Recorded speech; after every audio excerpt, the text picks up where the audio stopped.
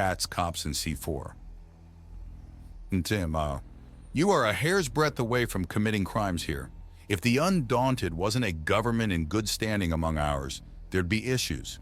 Still known assassins in the employ of a murderess are pretty much the people that special forces are supposed to be chasing after, if no one else.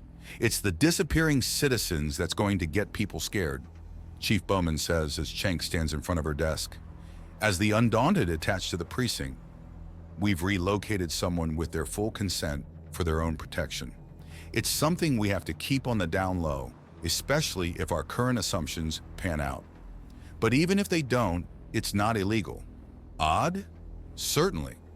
But not illegal, Chunk says. The problem is who this all leads back to. I assume this is why your friend with the prosthetic body has just scanned the room with 20 different frequencies in order to make absolutely sure that we're not being listened to. Miss Big has a habit of cutting and running whenever she thinks that she's going to get got. And if she is who we assume she is, then she has the resources to get gone before we do anything. And that's if she doesn't stay and fight, Chunk says in an even tone. All right then, consider the anticipation belt. Who is our mystery criminal? Juliette Comet, a high-flying businesswoman? She's had an odd pattern in that there is guaranteed to be a murder exactly half a year from when she gets hired. However, this is Centris, a city planet so populous that the old age of the continuum and similar mindsets can cover for that easily, as can everyday accidents, suicides, and stupidity. So she was suspicious, but not screamingly guilty. And what tied her to you? We managed to get her agent, Miss Small. This unusually tall Tret woman has access to and recently used staff entrances and a personal key to the office of Miss Comet. Furthermore, we have a technique for interrogation that is painless and legal, causing someone to basically dream of things and remember their day-to-day activities with our agents watching and recording. Miss Small has numerous memories of reporting many things to Miss Comet and of directing the numerous assassins and agents we have caught and intercepted that we know to be working for Miss Big. Now, whether she's the actual crime boss or the financier of one, I think it's kind of irrelevant. We can place her as being in contact with a dangerous criminal organization, which is only enough to serve a warrant for searching through her possessions and assets, which would give her warning enough to try to hide things or flee. Chief Bowman considers as she accesses a few files on her desktop computer before frowning. And considering she's on the Vanadus plate, their standards of law would mean that no matter what, she'll have considerably laxer restrictions and restraints than what's needed to actually detain someone who's as much a known flight risk. Especially as I didn't see a lot of proof on that data slate you handed me. Everything in there can be argued as a rogue agent or a frame job by a disgruntled assistant. We need something more solid, but there's no real way to get it. Currently, we're setting up a sting. We've gotten all the tools and techniques that Miss Small used when dealing with Miss Big, and we're going through her behavioral quirks. If Miss Small is Miss Big's right-hand woman, and we think she is, then we should get plenty of evidence in a hurry and can intercept and prevent whatever crimes are up next. I see. Now, as this is a sting being set up by another party, I'm going to ask you to stop talking to me about this, Chief Bowman says, handing back the data slate. We're just keeping you up to date. You'll notice beyond the nicknames, there was nothing in there for you to spread. It's not like you're going to go straight to Miss Comet and tell her we're running a sting, are you? Of course not. But you are now mentally prepared to rally the troops so that you can move out to make mass arrests if we stumble on something, or to help us browbeat another police precinct into making an arrest on a very high-profile businesswoman. That I can do. I can also inform the officers we have helping to protect Miss Frost of whatever it is you think they may need to know. Certainly, we're going to have to lure Miss Big into a big enough sense of security to personally summon Miss Small. Once that happens, we get her on camera as the crime lord in question, and that's that. So long as she can't argue it into being doctored video footage. Tell me about it.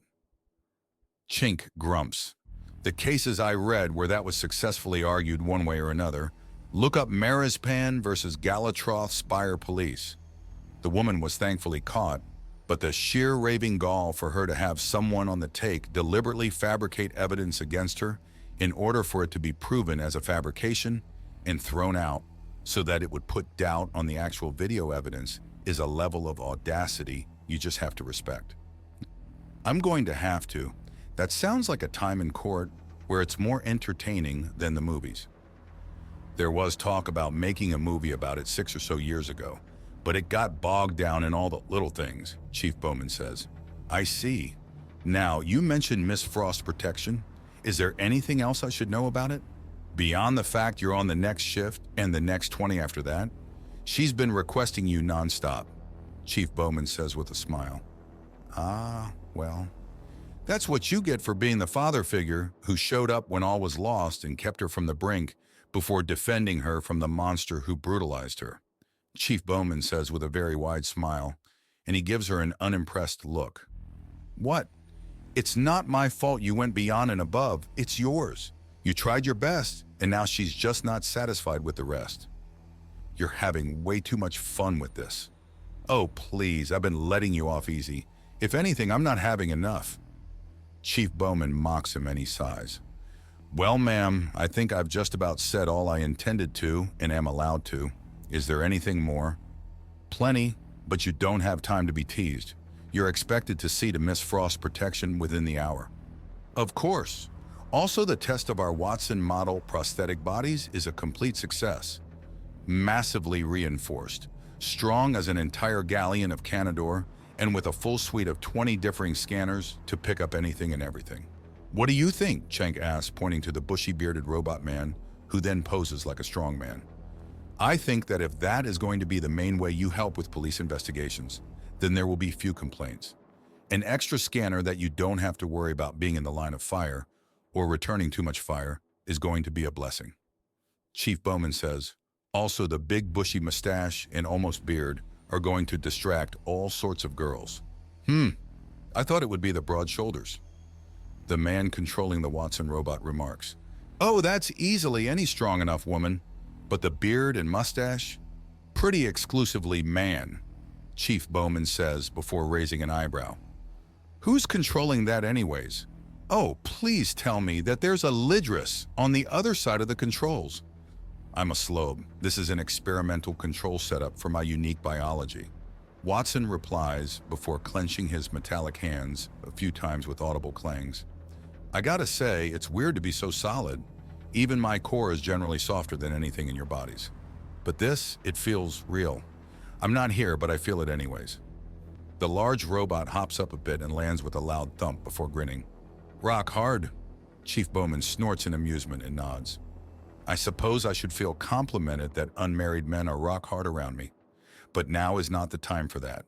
And I'm also very married. I'm a slub woman. I don't squirt things at other people when I want little slobs gooping around. I eat big and prepare, Watson says, and Chunk rolls his eyes.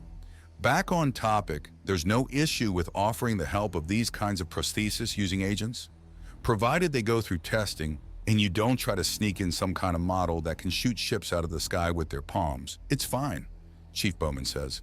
Now, I think that's everything. You ready to report for your protection shift? Certainly. Will she be with me here at the station or on the Dauntless, or will I be following her? You'll be heading to her home to keep her safe, Chief Bowman says, and he nods. Of course, not to mention giving it a good look over for how to better defend it would probably be a good thing. Oh, I think I saw this place on Lifestyles of the Rich and Shameless. Vera quotes the old movie, and Schenk chuckles in response. Maybe, we'll see, Schenk replies as he gets up to the front door and knocks.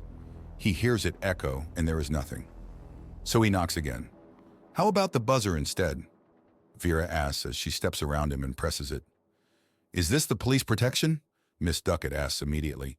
Yes, it is. Can we come in, or do you want us to just wander around outside and hope to catch something?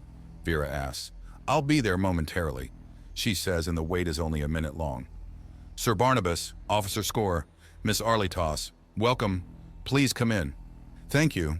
Now I'd like to know how many rooms we have that do not have windows to the outside. And why is that? Long-range gunners miss. They can do terrible things so long as they know where their target is. Do you have such training? No, but I have the training to take down the entire building instead. So I'll also be checking that, he says, and she nods. Of course, now I've also hired a personal bodyguard for her, and hopefully she'll be agreeable to the young madam. I see. And has your new employee been fully vetted? Cenk asks. He wasn't mentioning the fact that evidence was found that Miss Small was setting up for Miss Frost's bodyguard to be on her paycheck and not Frost's. Luckily, there was nothing about it actually going through or happening, but the mere existence of such a possibility has him walking on eggshells. Yes, she has. In fact, she claims to be a relative. Are you, in fact, a threat? Miss Duckett asks, and Cenk blinks before realization crosses his face. Kaylan is here? Cenk asks in surprise, and Vera's eyes light up. Mylan's mom? Sweet. She's great at fighting. Vera cheers. So you do know her? She claims to be your mother. She's doing some kind of strange adoption thing. I don't entirely understand it. Melan, her daughter, has been treating me like a brother and is in a relationship with a coworker of mine. It's all strange. I don't get it. But with how big and varied the galaxy is, I figure I'm going to run into that more often than not, so I'm just rolling with it. Cenk says with a shrug. Right. Well, she has been guiding the young miss into numerous different exercises for self-defense and how to escape from opponents, Miss Duckett says, and Cenk sighs. And that's exactly what my main plan was, he says, and Vera cackles. Is it any wonder she wants you as her spawn? You're practically already there, Vera asks. Wouldn't there be even less point there? Isn't most of the blessing of a child about rearing them and steering them the right way? Linda asks. It wouldn't be much fun if it was already done for you. It's more along the line that I see so much potential that it hurts to not nurture it. Although he's doing a fine job himself, Kylan says even as they enter the room. She's been guiding Amy through a slow kata with small weights held in their hands. You can take a break now. Goodness knows I won't be able to focus you with him freshly arrived.